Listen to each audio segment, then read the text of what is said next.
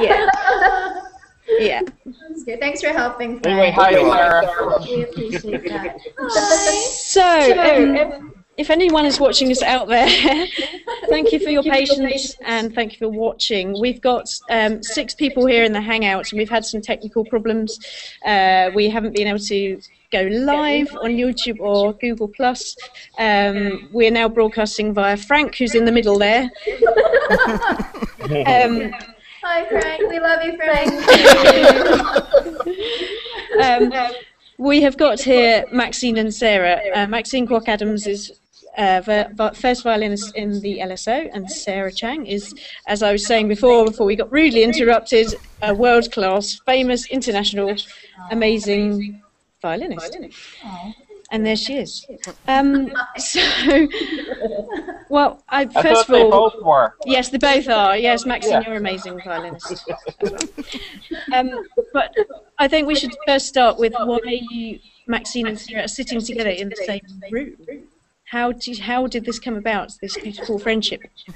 Well, if anyone who watched the Hangout last year knows, I met Sarah on my first tour with the LSO. I wasn't actually a member of the orchestra yet. And Sarah was a soloist playing the Sibelius, and we got chatting, and we just became friends, and that was in 1999. So we met quite a long at time ago. Duty Free by the Guerlain counter because we were both reaching for the same eyeliner. Hands off. So that's how we met, and then we've been friends ever since. And you know those things where you go to a certain city and you have that one friend that you always call up, whether it's to go shopping or to grab coffee or to go have dinner with. Well, that was her. So every time I was in London, she was my go-to friend. And we would always talk about, her coming to the U.S., visiting me, staying in one of my guest rooms, going shopping here, just hanging out with my friends over in the U.S. And, for years we never did it. It was one of those things we it was always like, we'll do it one time. And then last year we finally thought, life is short. Let's get this done. So now we're going to try to do this once a year. It may not happen, but we're going to aim to try for this once a year.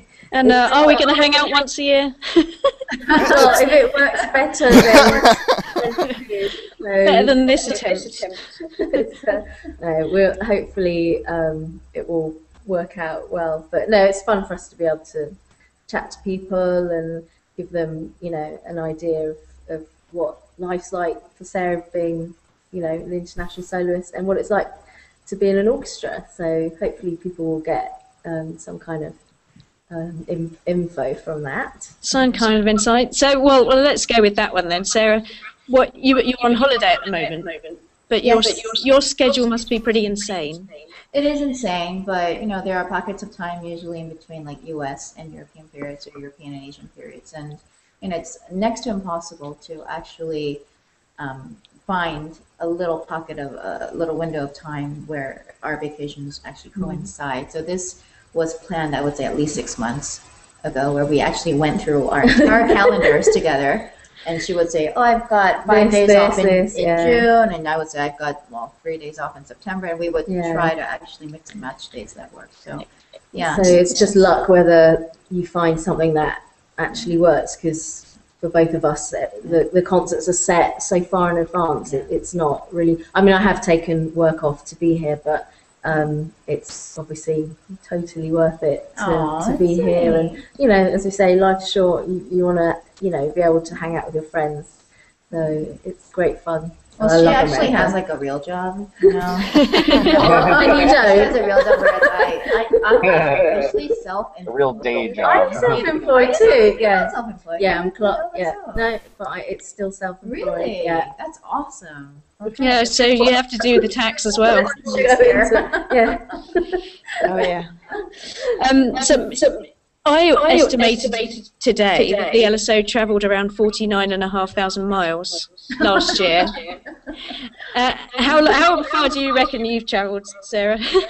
Oh, wow. The mileage is probably ridiculous. I've actually never thought of it that way, because otherwise I would just cry, and it would be way too depressing.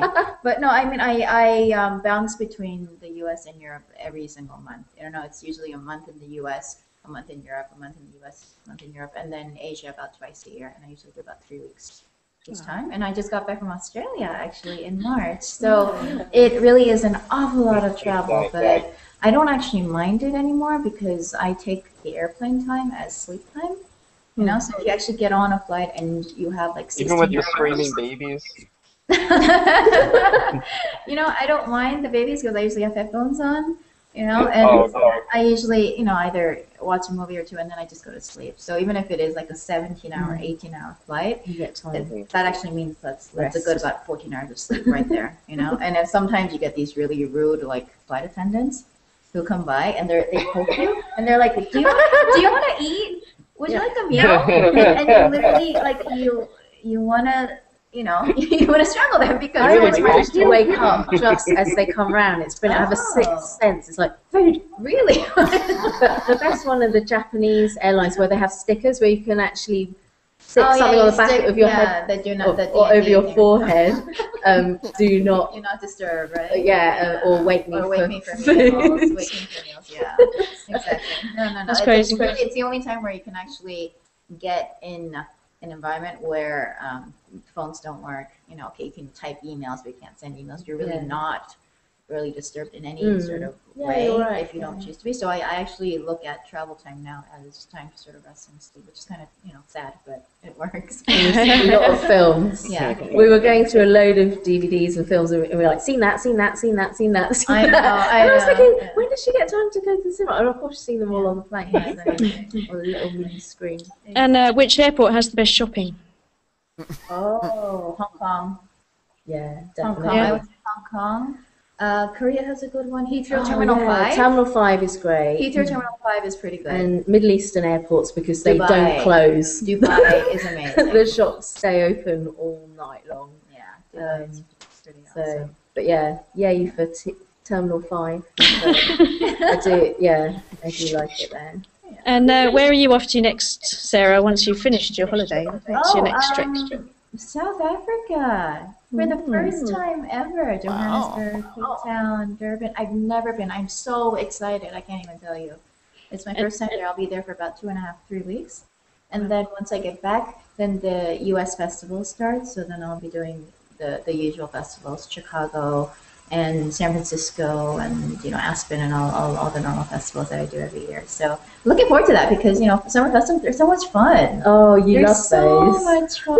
You know, About the mosquito bite. except the mosquitoes and playing in like 102 degree, you know, and the humidity. But if you actually leave that aside, I mean, summer festivals are the best. They're so And where's the LSO off to next, Maxine?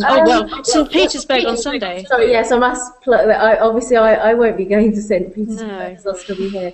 But the orchestra is celebrating Gergiev's 60th this week, which culminates in the big Trafalgar Square concert on Monday, which is free.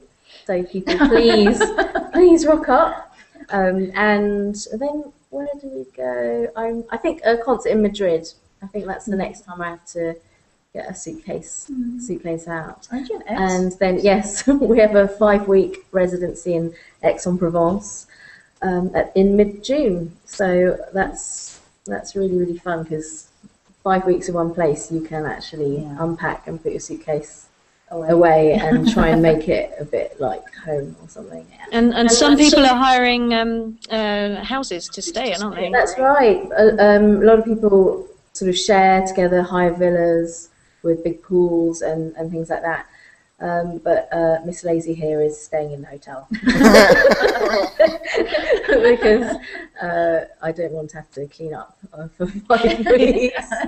So yes, but Well, that's a fair point.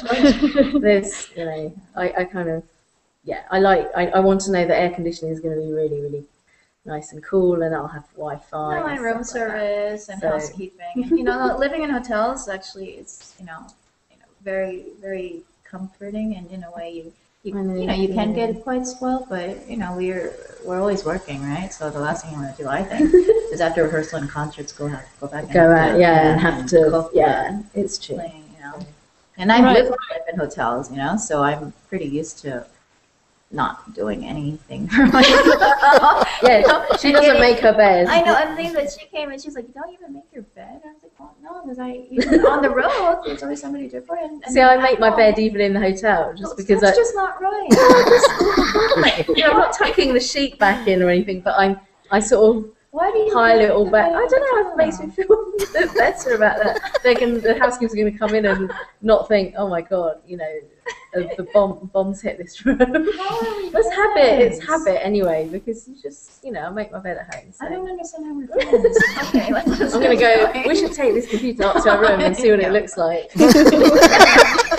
Covers, pillows all over the floor. And one place that we, the LSO wishes it could go, I know, is back to Florida, where Erica is from. Oh, cool.